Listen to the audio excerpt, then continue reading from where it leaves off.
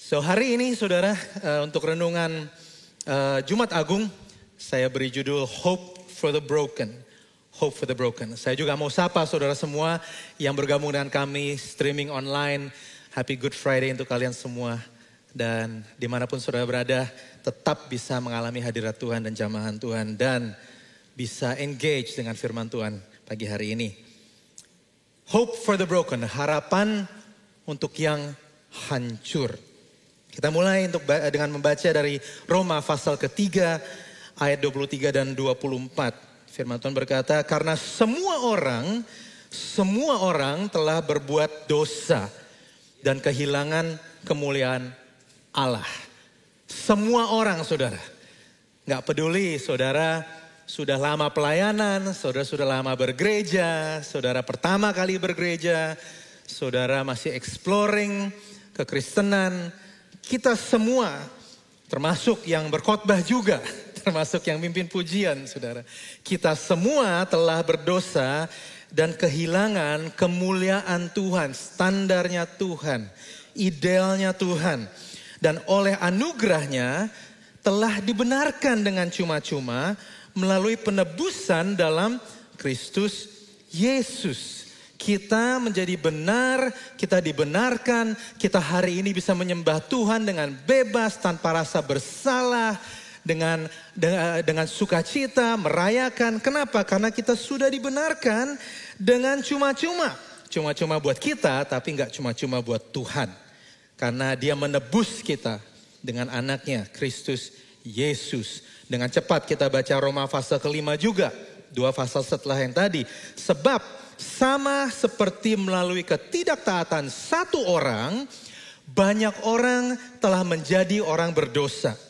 Demikian pula melalui ketaatan satu orang, banyak orang menjadi orang benar.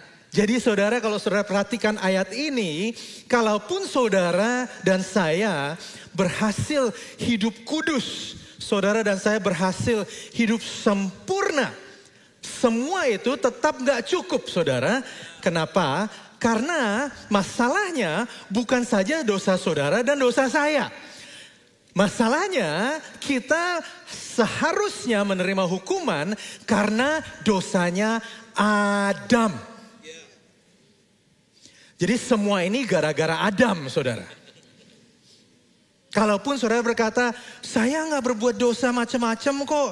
Saya orang baik kok. Tuhan pasti berkati saya karena saya orang baik. Keliru besar saudara. Karena yang dipermasalahkan yang kita baca di firman Tuhan. Bukan sekedar dosa saudara dan saya. Tapi dosa Adam yang ada dalam kita saudara. Dan saudara pikir mungkin kok gak fair ya. Kok gak adil ya. Kita dihakimi karena dosa orang lain. Tapi tahukah saudara. Solusinya juga gak fair saudara. Karena saudara dan saya dibenarkan juga karena perbuatan benar orang lain. Yang namanya Yesus. Kita harus mengerti pesan ini di setiap Jumat Agung, setiap Paskah, dan dalam realita kehidupan kita setiap hari. Tapi gini saudara, dunia dan kehidupan kita hancur ya karena dosanya Adam. Dan dulu pada mulanya di kitab Kejadian, Tuhan menciptakan dunia ini baik. Tuhan menciptakan dunia ini indah.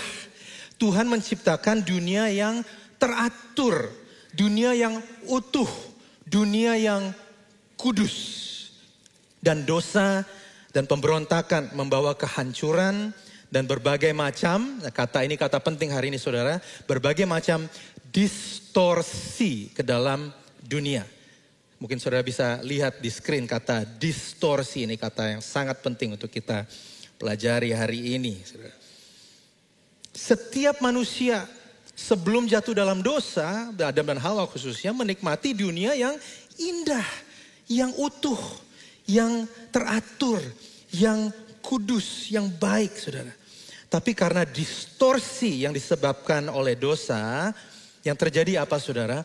Manusia berusaha untuk mengisi keinginan hal-hal yang indah, yang utuh, yang kudus semua itu dengan alternatif lain. Alternatif yang keliru. Nah, kita akan mendalami pemikiran ini hari ini. Saya mau lemparkan beberapa pertanyaan buat saudara semua dan mungkin saudara di rumah online juga kalau bisa nggak usah pasif nonton saja tapi ikut berpartisipasi. Saya mau tanya kepada saudara. Oke, saudara siap di sini? Oke, pertama saya mau tanya kepada saudara. Berapa banyak pasir yang harus kita makan sampai rasa haus kita dipuaskan? Saya sekali lagi. Seberapa banyak pasir yang harus kita makan sampai rasa kehausan kita ini dipuaskan? Boleh pakai kalkulator kalau perlu hitung. Saudara mungkin tanya, pertanyaan yang gak masuk akal. Apa hubungannya pasir dengan haus? Kalau saudara pikir gitu, saudara benar. Gak ada hubungannya sebenarnya. Kalau haus, ya minum air. Kenapa minum pasir? Keliru besar ya enggak? Kalau minum pasir membahayakan. Kalau dia survive, tambah haus lagi. Ya. Jadi saudara, pertanyaan gak masuk akal. Yang kedua. Seberapa banyak harta dan pencapaian yang harus saudara raih untuk memenuhi keinginan saudara untuk diakui dan diterima oleh orang lain? Seberapa banyak harta dan pencapaian yang harus saudara raih sampai keinginan saudara untuk diakui dan diterima orang lain dipenuhi? Saya mungkin pikir, sebenarnya gak ada hubungannya sih. Gak ada hubungannya. Karena cara kita mendapat pengakuan dan penerimaan dari orang lain bukan begitu ya. Saudara benar, gak ada hubungannya. Pertanyaan terakhir hari ini. Seberapa banyak hubungan dan pertemanan yang saudara butuhkan untuk memenuhi keinginan saudara untuk memiliki hubungan dengan Tuhan? Saudara akan menjawab, itu dua hal yang berbeda. Benar saudara. Karena begini, masalahnya begini. Terkadang solusi yang kita pikir kita perlukan sangat berbeda dengan solusi yang sesungguhnya kita perlukan. Saya ulangi sekali lagi dan bisa ditampilkan di screen mungkin. Terkadang solusi yang kita pikir kita perlukan sangat berbeda dengan solusi yang sesungguhnya kita perlukan. Dan karena distorsi yang terjadi dalam manusia, kita mencari jawaban solusi untuk memuaskan diri kita dengan cara-cara yang keliru. Saudara. Dan kita lihat sebuah cerita dalam firman Tuhan dan saya berharap saudara akan perhatikan ayat-ayat mungkin banyak yang saudara sudah tahu dan saudara sudah familiar. Tapi saya ajak saudara untuk selalu melihat firman Tuhan dengan lensa yang baru. Yohanes pasal 4 ayat 1 sampai 30. Ya 1 sampai 30 saudara. 30 ayat hari ini. Puji Tuhan. Ketika Yesus mengetahui bahwa orang-orang Farisi telah mendengar bahwa ia memperoleh dan membaptis lebih banyak murid daripada Yohanes. Meskipun Yesus sendiri tidak membaptis melainkan murid-muridnya. Ia pun meninggalkan Yudea dan kembali lagi ke Galilea. Tetapi ia harus melintasi daerah Samaria. Nah, kita berhenti di sini dulu saudara.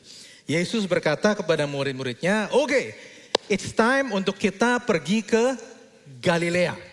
Mereka saat itu ada di Yudea atau Yehuda. Yudea ini bagian selatan Israel, Galilea di atas bagian utara. Saudara bisa lihat di peta yang akan ditampilkan di screen. Di bawah itu adalah Yudea, Yerusalem ada di Yudea. Dan Galilea ada di atas bagian utara. Nah saudara, Yesus berkata, Yesus ada di Yudea, yuk kita ke Galilea. Dan firman Tuhan mencatat bahwa dia katakan, ia harus melintasi daerah Samaria. Sedikit sejarah buat saudara semua. You can look here a little bit. Saudara, di tahun 722 sebelum Yesus datang. Jadi 720 tahun sebelum Yesus datang. Raja Sargon, namanya Raja Sargon dari kerajaan Asyur. Menjajah bagian utara Israel, daerah Samaria yang saudara lihat tadi. Dia mengerahkan sebuah rencana untuk menghilangkan garis keturunan Yahudi. Dia mau menghapus ras Yahudi dalam bangsa Israel. Ya, dan strateginya adalah interracial marriage. Dia memaksa Ya, bangsa Israel yang dijajah pada saat itu, khususnya di bagian Samaria itu, untuk dinikahi oleh bangsa-bangsa dan ras lain. Dan Raja Sargon berhasil, saudara. Karena beberapa generasi setelah itu, tidak ada satu orang pun di Samaria yang bisa klaim dirinya sebagai Yahudi murni. Gak ada. Ya, jadi udah campur semua nih, udah tercemar. Nah, bagian Israel lain berhasil melawan Raja Sargon, tapi tentu sejarah mencatat bahwa akhirnya mereka dikuasai Babel juga. Tapi Raja Nebukadnezar di Babel gak maksa mereka untuk interracial marriage, dia gak paksa itu. Jadi mereka tetap pure, mereka tetap murni orang Yahudi. Ya, by the time semua sudah kembali ke tanah akhirnya, saudara, udah ada pemisahan tuh. Semua yang sudah tercemar di Samaria, yang masih murni, ya everywhere else di Israel. Ya, nah, saudara harus ngerti tensionnya antara mereka. Karena orang Yahudi sangat benci orang Samaria. Buat mereka, kalian nih yang kompromi, kalian udah gak kudus lagi, kalian udah tercemar. Orang Samaria juga benci sama orang Yahudi. Karena buat mereka so elit loh gitu ya. Buat mereka ini apa-apaan sih harus membedakan dengan ras dan lain-lain. Dan saudara, mereka ada 2 bait untuk menyembah Tuhan. Yang pertama, bait Salomo ada di Yerusalem. Orang Yahudi bilang ini bait yang sah kalau kamu mau ketemu Tuhan. Bait Salomo. Tapi orang Samaria yang juga mau ikut Tuhan, mereka bilang enggak. Situs atau lokasi kemah suci yang pertama itu ada di Samaria, saudara. Di Gunung Gerazim. Ya, jadi ada 2, mereka katakan kita yang sah karena kita kemah suci yang pertama. Mereka katakan enggak, kita yang sah karena bait Salomo adalah bait yang diakui Tuhan. Ribut terus, saudara. Jadi bayangkan, orang Yahudi gak ada yang mau lewat Samaria. Kalau bisa lihat petanya sekali lagi, saudara. Kalau Yesus dan murid-muridnya mau jalan dari Yudea ke Galilea, mereka harusnya gak lewat Samaria. Mereka lewat lingkar luar. Sebelah barat, saudara. Lewatin Samaria di ujung, nyampe ke Galilea. Jadi waktu Yesus bilang ke murid-muridnya, bros, kita ke Galilea ya. Oke, siap. Tapi gue harus lewat Samaria. Nggak tercatat dalam Alkitab. Tapi kalau saudara tahu backgroundnya, dan kalau saudara tahu tabiat murid-murid Yesus, mereka akan bilang, guru udah gila apa? Ngapain kita lewat Samaria? Ngapain? Ntar kita dibully dalam perjalanan. Ntar makanan buat orang Yahudi nanti dibuat lebih mahal. Kalau mereka mau jual ke kita. Ya, belum lagi orang dipelototin orang ini ngapain sekelompok orang-orang Yahudi lewat Samaria. Kagak bisa lewat lingkar luar apa? Udah disiapin buat kalian gitu loh. Ngapain lewat sini? Bayangkan saudara. Tapi firman Tuhan mencatat for some reason. Ia harus melintasi daerah Samaria. Menarik saudara. Lalu sampailah ia ke sebuah kota di Samaria yang bernama Sikar. Dekat tanah yang diberikan Yakub dahulu kepada anaknya Yusuf. Di situ terdapat sumur Yakub. Jadi nama sumur ini adalah sumur Yakub. Ini adalah sumur ini dibangun di atas tanah yang diwariskan Yakub kepada Yusuf. Nah, waktu bangsa Israel keluar dari Mesir, Yusuf titip pesan. Nanti kalau saya meninggal, tolong tulang-tulang saya dibawa dan dikubur di tanah ini. Jadi area sumur Yakub ini adalah tempat penyegaran dan tempat memorial sama ribuan tahun, saudara. Nah, Yesus sangat letih karena perjalanan. Sebab itu ia duduk di pinggir sumur itu. Hari kira-kira pukul 12. Lalu datanglah seorang perempuan Samaria hendak menimba air. Kata Yesus kepadanya, berilah aku minum. Sebab murid-muridnya telah pergi ke kota beli makanan. Kata perempuan Samaria itu kepadanya, masakan engkau seorang Yahudi minta minum kepadaku seorang Samaria? Sebab orang Yahudi tidak bergaul dengan orang Samaria. Saudara bisa kebayangin sekarang ya, seberapa syoknya. Dan masalahnya di sini nggak hanya karena perempuan ini orang Samaria, tapi masalahnya adalah perempuan ini adalah perempuan. Ya, double strike buat Yesus. Kamu nggak boleh ngomong sama perempuan sembarangan di umum, belum lagi perempuan plus Samaria. Double jeopardy buat Yesus. Bisa bayangkan resiko yang diambil Tuhan Yesus hanya untuk ngobrol dengan dia. Resiko ngobrol sangat besar. Saya berharap saudara mengerti tension yang terjadi di sini. Kalau kita cuma baca, oh Yesus lewat Samaria ketemu perempuan di sumur, kayak lewat aja gitu. Tapi sebenarnya resikonya besar sekali buat Yesus dan murid-muridnya. Jawab Yesus kepadanya, jikalau engkau tahu tentang karunia Allah dan siapa dia yang berkata kepadamu, berilah aku minum, niscaya engkau telah meminta kepadanya dan ia telah memberikan kepadamu air hidup. Ini menarik. Yesus ngobrol dengan wanita ini. Dia minta minum. Lalu perempuan ini bilang, kok lu ngobrol sama gue sih? Yesus jawabnya, kalau lu tahu siapa gue, lu minta gue minum. Ini paraphrase versi Kenny. Oke. Nah, sudah jadi biar lebih ngerti sedikit ya. Oke. Nah, kata perempuan itu kepadanya, Tuan, engkau tidak punya timba dan sumur ini amat dalam. Dari manakah engkau memperoleh air hidup itu? Apakah engkau lebih besar daripada bapak leluhur kami Yakub yang memberikan sumur ini kepada kami dan yang telah minum sendiri dari dalamnya, ia serta anak-anaknya dan ternaknya. Jadi perempuan ini udah mulai tertarik nih. Pertama, kok dia jago ngobrol ya? Kedua, tadi dia minta gue minum. Terus sekarang kenapa dia bilang dia mau kasih minum dan dia mau kasih air hidup? What's going on here? Saudara bayangkan jadi di dalam benak perempuan ini dia berpikir there must be something more to this conversation. Kayaknya percakapan ini ada layer yang terselubung gitu ya. Nah, jawab Yesus kepadanya, siapa saja yang minum air ini, ia akan haus lagi. Tapi siapa saja yang minum air yang akan kuberikan kepadanya, ia tidak akan haus untuk selama-lamanya. Sebaliknya air yang akan kuberikan kepadanya akan menjadi mata air di dalam dirinya yang terus-menerus memancar sampai pada hidup yang kekal. Nah, saudara, apakah maksud Yesus manusia nggak harus minum air lagi? Enggak, saudara. Karena setelah ini dia pun masih harus minum air, ya nggak? Perempuan itu masih harus minum air. Jadi apa yang terjadi di sini? Nah, di sini Yesus mengubah maksud haus menjadi sebuah analogi untuk kebutuhan yang lebih dalam dari perempuan ini. Bahwa kehausan yang dia miliki dalam hidupnya gak bisa dipuaskan dengan cara yang natural.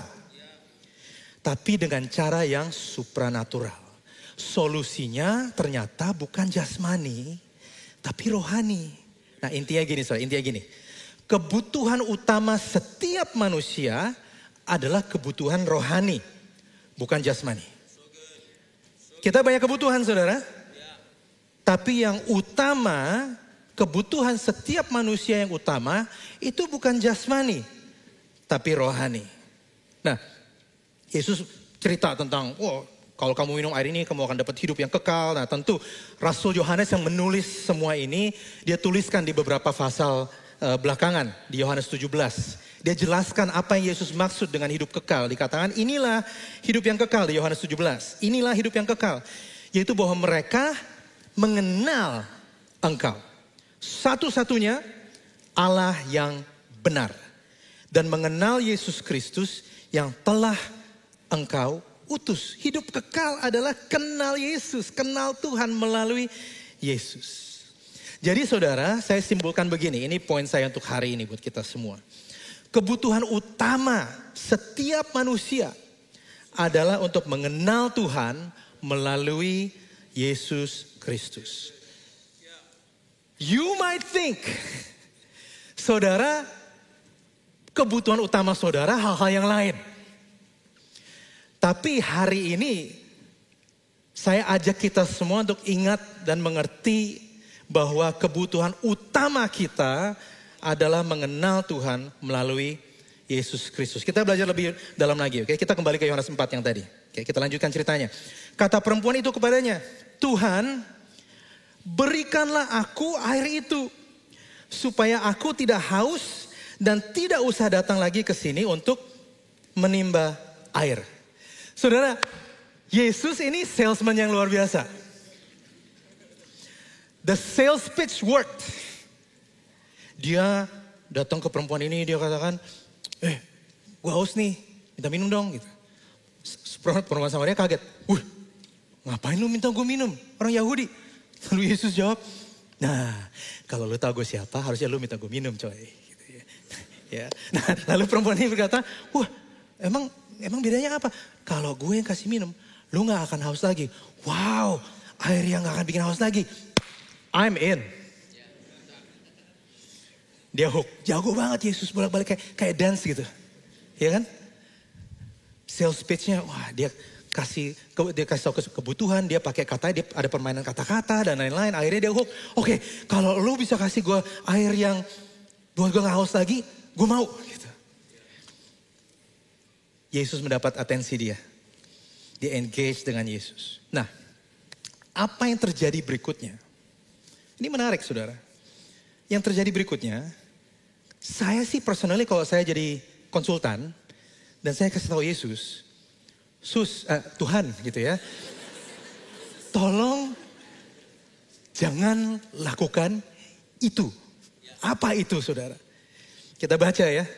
Setelah perempuan ini berkata, I want this. Saya mau, berikanlah aku air itu. Yesus bilang,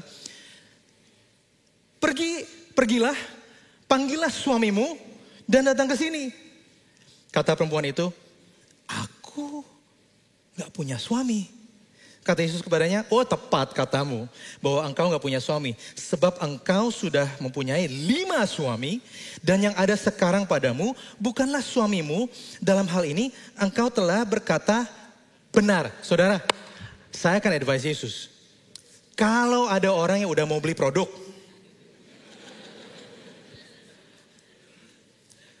sebaiknya jangan permalukan dia. Bad advice. Bad action gitu ya. Kayak kenapa? Dia udah mau. Kalau saya jadi Yesus, puji Tuhan. Oke, yuk kita doain yuk. That's good. Kamu mau air yang hidup? Come follow me. Percaya dalam aku yuk. Aku kasih air. Enggak, Yesus langsung. Dan Yesus kayak iseng banget saudara ya. Karena perempuan ini kan bingung. Siapa yang ngasih tahu? Siapa yang ngasih tahu? Yesus kayak, oke, mau air yang hidup. Panggil suamimu. Hah? Saya gak punya suami. Emang iya sih. Kamu sebenarnya udah married 5 kali kan. Dan yang sekarang bukan suami kamu kan. I don't know. Saya berpikir Yesus iseng juga ya. Kenapa dia lakukan itu? Dan by the way ya sebenarnya gak lucu juga sih. Karena ini luka lama yang Yesus buka. Kayak ditoel gitu. Sakit gak? Udah kapok ya gak mau merit lagi ya? Setelah berapa kali? Dan Yesus ingatkan, kamu udah gagal berkali-kali loh. Kenapa Yesus lakukan itu sih? Kenapa? Saya yakin gini saudara. Untuk mendapatkan solusi yang tepat, kita harus mendefinisikan masalah yang dengan tepat. Kalau kita mau dapat solusi yang tepat, kita harus diagnosa dulu. Dan dokter dan pasien harus setuju diagnosanya. Jadi Yesus sudah bergerak. Dari kehausan jasmani, dia mengidentifikasi. Kamu sebegitu haus ya. Kamu berusaha dari lelaki ke lelaki. Dari pernikahan ke pernikahan. Itu kehausan kamu. Yesus mengungkit dosanya wanita ini bukan untuk expose. By the way mereka berdua aja ya. Tapi supaya wanita ini, perempuan ini bisa mengakui kehausan sebenarnya itu di mana. Kata perempuan itu kepadanya, Tuhan, nyata sekarang padaku engkau seorang nabi. Dia shock karena nggak mungkin zaman itu belum ada sosmed ya, nggak mungkin dia tahu tentang keadaan hidupnya. Dan by the way dia orang Yahudi, dia nggak pernah ada di daerah Samaria. Unless kamu seorang nabi gitu. Kayaknya kamu seorang nabi deh, nenek moyang kami. Nah menarik sih kata. Nenek moyang kami menyembah di atas gunung ini. Tapi kamu katakan bahwa Yerusalemlah tempat orang menyembah. Kita stop sini dulu saudara. Yesus lagi bahas tentang kehausan. Memberikan air hidup. Setelah itu dia bahas tentang kehausan perempuan ini. Tentang dosanya. Perempuan ini mengalihkan topik. Dia gak menjawab, benar saya sudah menikah berkali-kali. Dan sekarang hidup saya tinggal sama lelaki yang bukan suami saya. Benar Tuhan tolong saya bagaimana? Dia gak begitu sudah. Yang dia lakukan, oh kayaknya kamu nabi deh. Mau tanya dong, sebenarnya nyembah yang benar caranya gimana sih? Dia sembunyi di balik teologi, pengetahuan Alkitab. Terkadang sebagai orang percaya, orang Kristen, jauh lebih mudah kita sembunyi di balik semua hal yang gerejawi. Daripada kita deal dengan kehancuran kita. Dia mengalihkan langsung. Dia nyibukin Yesus, jawab pertanyaan gue dong, ini gimana, itu gimana, Tuhan benar ada gak? Ini benar gak, ini dosa gak, ini gak dosa gak? Gitu. Padahal yang Tuhan mau bahas apa? Your sin, your issue. Ayo, aku di sini. Kata Yesus kepadanya, oh by the way, waktu ditanya teologi, Yesus dengan senang hati menjawab. Luar biasa Yesus. Yesus gak bilang, kamu mengalihkan pertanyaan saya. Dia gak begitu. Dia ambil kesempatan untuk mengajar. That's how gracious Tuhan kita. Kata Yesus kepadanya, percayalah kepadaku. Ibu, saatnya akan tiba bahwa kamu akan menyembah Bapa. Bukan di gunung ini, Gunung Gerizim. Bukan di Yerusalem, di Bait Salomo. Kamu menyembah apa yang tidak kamu kenal. Kami menyembah apa yang kami kenal. Sebab keselamatan datang dari bangsa Yahudi. Tapi saatnya akan datang. Dan sudah tiba sekarang. Bahwa penyembah-penyembah benar akan menyembah Bapa dalam roh dan kebenaran. Sebab Bapa mencari orang-orang yang menyembah Dia secara demikian. Allah itu roh. Dan siapa saja yang menyembah Dia harus menyembahnya dalam roh dan kebenaran. Yesus kasih preview. Sekarang lo masih ributin bakal harus di bait suci Yerusalem atau di Gunung Gerizim. Tapi soon semua ini akan hilang. Karena setiap manusia yang percaya sama Tuhan akan menjadi bait Allah. Di mana kau harus menyembah Dia dalam roh dan kebenaran. It's beautiful saudara. Dalam kesempatan apapun Yesus ambil untuk ngajar. Dan kasih tahu kabar baik. Kasih tahu perjanjian yang baru yang akan datang melalui pengorbanan Dia. Nah saudara, jawab perempuan itu kepadanya. Aku tahu bahwa Mesias yang disebut juga Kristus akan datang. Apabila Ia datang, Ia akan memberitakan segala sesuatu kepada kami. Kata Yesus kepadanya, akulah Dia yang sedang berkata-kata dengan engkau. Indahnya bagian ini saudara. Kalau saudara pelajari catatan Injil. Setiap kali Yesus ditanya oleh orang-orang Farisi. Ahli-ahli Taurat. Semua yang tanya ke dia, kamu nih siapa? Yesus biasa jawab dengan teka-teki. Dia jawab dengan perumpamaan. Dia gak pernah kasih clear answer kepada mereka semua. Tapi kepada perempuan yang berdosa di Samaria ini, jelas aja dia kasih tahu. Oh, kamu nyari Mesias. Aku Mesias. Aku yang kamu tunggu-tunggu. Kepada seorang yang berdosa, yang hidupnya hancur, yang sibuk menyembunyikan, tapi dia mengakui bahwa dia butuh air hidup. Dia butuh juru selamat. Yesus bilang, I'm here for you. I'm here for you. Karena Yesus tahu, kita semua tahu, kebutuhan utama setiap manusia adalah untuk mengenal Tuhan melalui Yesus Kristus. Beautiful, saudara. Beautiful. Pada waktu itu datanglah murid-muridnya dan mereka heran bahwa ia sedang bercakap-cakap dengan seorang perempuan. Tapi enggak seorang pun tanya, apa yang kau kehendaki atau apa yang kau percapkan dengan dia? Perempuan itu meninggalkan tempatnya di situ, lalu pergi ke kota dan berkata kepada orang-orang di situ. Mari, lihatlah orang yang mengatakan kepadaku segala sesuatu yang telah kuperbuat. Mungkin orang itu bilang, nggak perlu orang lain tuh kasih tahu apa yang lu buat, kali kita semua udah tahu gitu ya. Samaria. Tapi ya, perempuan ini segitu excitednya, dia nggak peduli lagi dengan situasi dia udah nggak rasa malu lagi, dia nggak merasa bersalah lagi, dia cuma pengen orang semua yang ada di Samaria untuk bisa ngalamin apa yang dia alami. Untuk ketemu dan kenal dengan seseorang yang menyatakan dirinya sebagai Mesias, Raja dan Juru Selamat. Saudara, mereka pun pergi keluar kota, lalu datang kepada Yesus. Perempuan ini hidupnya belum beres kan? Abis ini masih harus beresin lagi saudara, banyak hal. Tapi melalui cerita dia, begitu banyak orang keluar dan mereka ketemu dengan Yesus. God can use you anywhere, saudara. Any place, anytime. Nah, sebagai manusia, setiap kita mengalami distorsi keinginan kita. Setiap orang haus mencari pasir. Seperti wanita ini yang haus dalam jiwanya, mencari the perfect man. Setiap kita ngalamin distorsi dan kehancuran dalam hidup kita. Tapi hanya perjumpaan dan hubungan dengan Yesus yang bisa memenuhi keinginan jiwa kita untuk memperoleh hidup yang kekal, saudara. Ada orang yang dari pencapaian ke pencapaian, harta ke harta. Ada yang pindah dari gereja ke gereja, saudara. Pelayanan ke pelayanan, date ke date mungkin gitu ya. Cari gitu, sesuatu untuk mengisi. Tapi hanya hubungan dengan Yesus yang bisa bawa itu. 1 Korintus 1 ayat 22. Orang-orang Yahudi menghendaki tanda. Mereka carinya power, miracle, mujizat. Orang Yunani mencari hikmat. Tapi kami memberitahukan apa?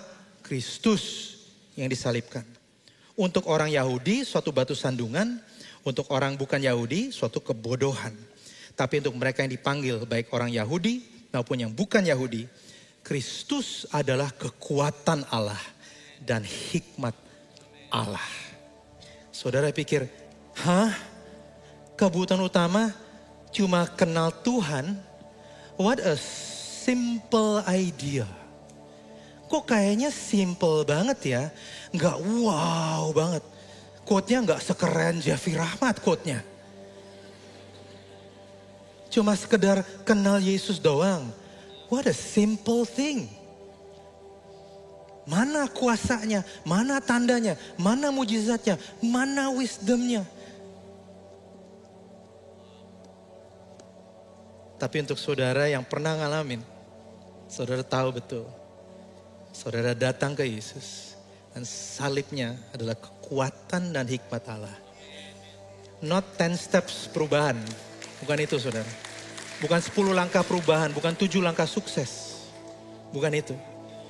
Bukan 6 langkah untuk memperbaiki pernikahan saudara. Semua itu baik saudara. Tapi yang utama adalah hubungan dengan Yesus. Yesus disalibkan karena sesungguhnya yang kita perlukan adalah pengampunan dan penebusan dosa. 2 Korintus 5:21 ayat terakhir saya saudara. Dia yang tidak mengenal dosa telah dibuatnya jadi dosa karena kita. Supaya dalam dia kita dibenarkan oleh Allah. Saudara, ada pertukaran yang terjadi. Kita yang tadi dosa jadi benar. Yesus yang tadi benar jadi dosa. Itu Jumat Agung saudara. Pertukaran tempat. Saldonya ditransfer ke kita. Kita gak lagi minus. Tapi kita gak hanya minus. Kita ditransfer lebih dari yang kita perlukan saudara. Kenapa?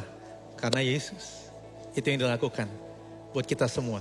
Supaya dalam kelemahan kita, dalam dosa kita, dalam kehancuran kita, datang ke Tuhan Yesus itu jauh lebih dari hanya sekedar cukup.